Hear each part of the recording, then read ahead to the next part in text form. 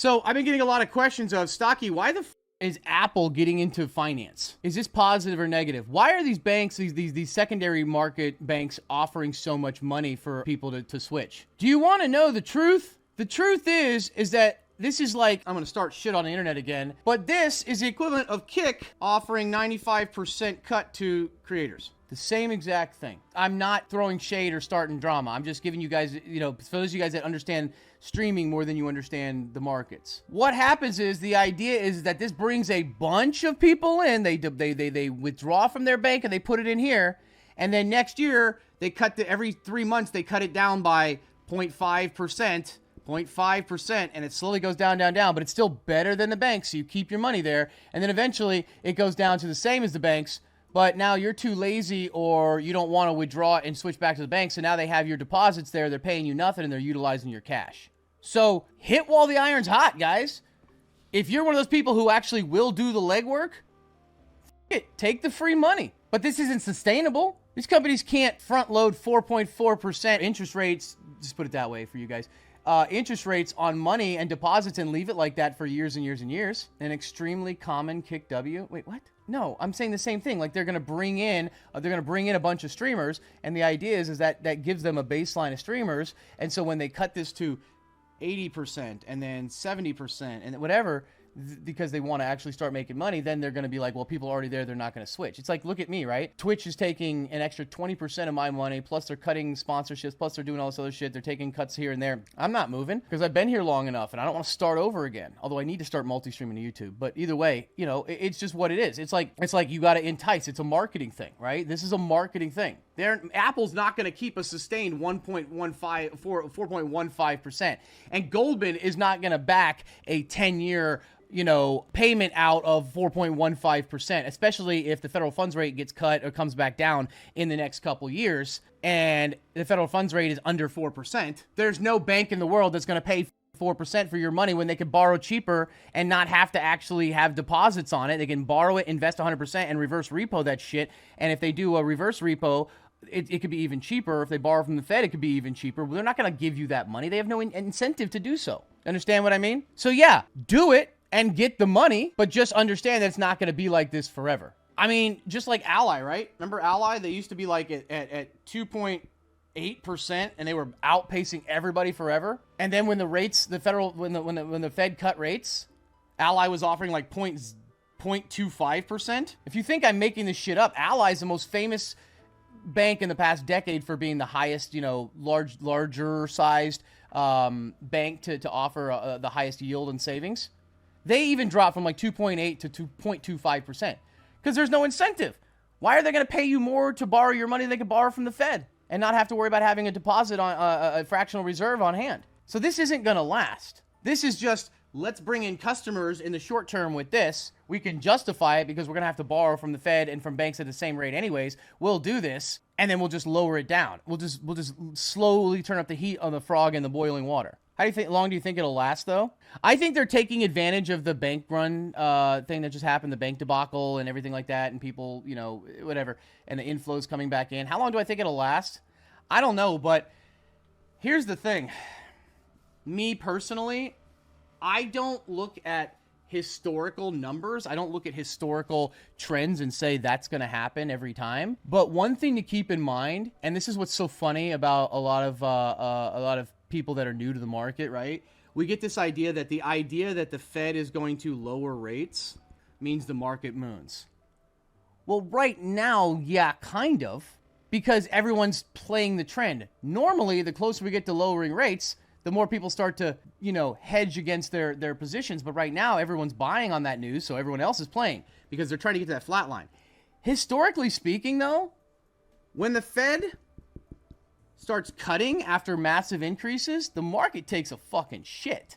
But we're in an unprecedented time because this time it's inflationary issues as well. We're in something that we're on the brink of stagflation, so that's kind of not stagflation. The brink of hyperinflation. So it's I wouldn't say hyperinflation. I don't want to say hyperinflation because we're talking 30-40% hyperinflation in a short period of time. Massive, sustained inflation, I should say. And so this is different than past ones. Like in 2018, Fed rose rates, Fed cuts rates, market fucking drops. 2008, finally Fed, you know what I mean? Like, that's what happened. But those were different problems. Those were at the end of a bubble bursting. This is them raising into the bubble, not raising out of the bubble. And on top of that, this is an inflationary issue. So it's so hard to look at this and say, well, if they cut rates, that could be a bad problem, because historically when they start cutting the rates, we see another downturn in the market, right? Market goes down, they raise rates, market goes up, they lower rates, and then market goes back down, right? It's like, it's just a weird cycle that always happens. So I don't know what's going to happen when they finally pause rates. You know what I mean? Like, I don't know, because normally when they hit their first pause, that's when you start like hedging. But in this case, they're raising the rates to counter inflation and not to, you know, it's just a weird thing. It's just a weird situation we're in. Okay, here's the issue, and here's something I think people misunderstand about loans. Remember, guys, the shorter the term the loan, the less you pay in interest. And generally, that means the interest rate's going to be higher because the bank's got to make something, right? So let's say you qualify for a 15-year loan. You'll probably, if you qualify and get it, you'll probably get that at, let's say you get this at 6%. You probably get a 30-year loan at, let's say, 5%. I'm just throwing whole numbers out there. And now the new 40-year loan at 4%.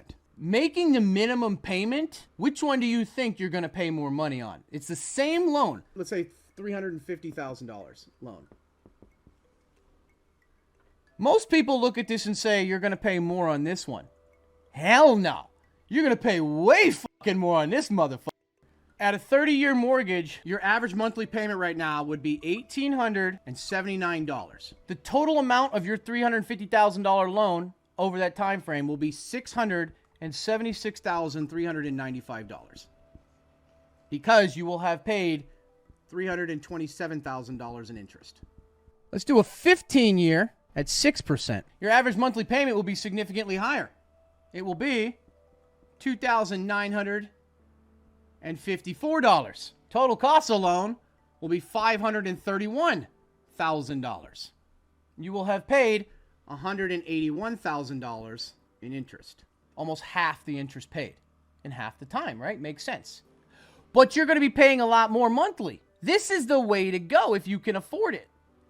The problem is, though, is that if you miss a payment or get into a point where you can't pay that high of a mortgage rate, then you're f***ed. That's why people opt to the 30-year.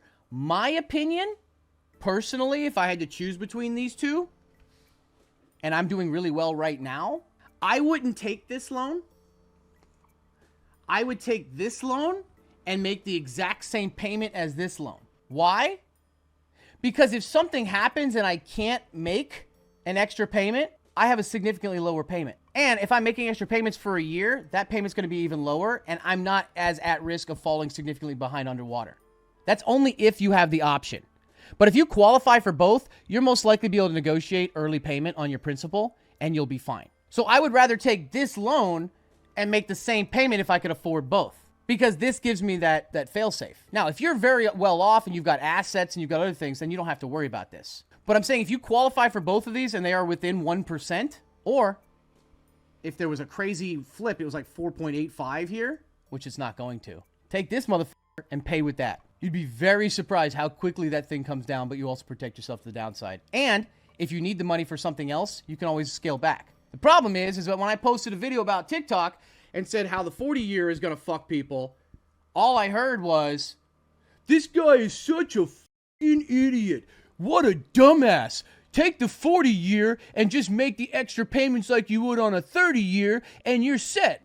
Bitch, if you qualify for only a 40-year at whatever percent, that's because yo ass doesn't qualify for these other ones, and ain't no bank in the world gonna let you pay that shit off early. They are going to charge you PMI because you don't have a down payment. They're going to charge you so much interest that instead of paying $181,000 interest or $327,000 interest, you're going to pay $900,000 on the same house and $500,000 in interest because you don't understand how that shit works. And you're going to pay PMI on top of it and non-returnable income. And you ain't going to be able to pay it off. Sorry, you will be fucked. There is no way that somebody unironically takes a 40-year mortgage and does better than either one of these. But that is the state of our society. People don't like to hear the truth, or they live in a la-la land. Why can't you pay the 40-year off early? Generally speaking, people who qualify or take a 40-year loan do so because what the bank does is they stretch out the amount of time you pay so they make more money in interest because you don't have a down payment. They're going to screw you over because remember, the longer you own the loan, the longer you pay interest on the principal, and because it's front-loaded with interest, you are paying all the money to the bank before you pay yourself. You're going to be, let's say, you know what the worst thing would be? Imagine having a 40-year loan, paying it off, minimum payment for like 12 years, and then selling the house because you have to move. Oh. Nobody understands what that means. 99% of people think, oh, well, Stocky, if I bought the house for $350,000 and I sell it for $415,000 in 12 years, look, I made $75,000. No, you didn't, bro. You like 200 grand out. Okay, you are hurting. You paid PMI, all the front-loaded interest. You never touched any of the principal and tax, insurance, and maintenance. You're fucked, bro. You're fucked. You might as well just fucking live somewhere for 12 years and buy a house cash with what you could have saved. Now, to the person who said, I don't understand why you can't pay it off. If you qualify for a 40-year loan, that generally means that the bank is trying to stretch out the loan as much as possible to make as much money from you as possible. Because even if you foreclose in 6 years or in 5 years, because they front-loaded all of the interest, they can then foreclose on you, resell that house, and even if they quick sell that house and take a $10,000, $15,000 loss on it, they still made money overall because your ass paid the interest up front, which is all money in their pocket. They keep the entire asset. You keep none of the asset, and then they resell the asset and interest on some other out there. So 40 years, you get all that extra interest, but here's the thing. You're qualifying 40 year because you have no down payment, right? And if you have no down payment, the bank has no collateral. Therefore, they're not just going to lend you with no collateral. They're going to charge you PMI, personal mortgage insurance, which is going to offset that down payment.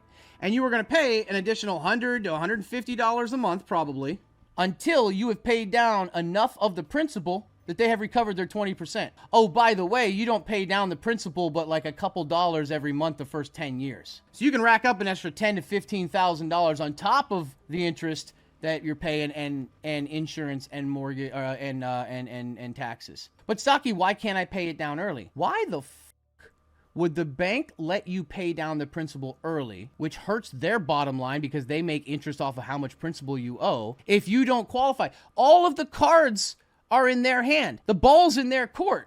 They're not going to offer somebody this opportunity to pay it off early because then they'd be fucking themselves, because then every goddamn person would go out there and take a 40-year mortgage and just fucking throw $5,000 at it a month in the beginning and then flip to another 40-year mortgage and do the same thing. There'd be houses everywhere. Actually, the banks might like that for people that qualify, but the government won't allow that. Are there penalties to pay off early? That's what I'm saying. Is in this case, they're not going to let you pay down early for free. They're going to charge you a penalty every time you pay down early. They want their motherfucking money.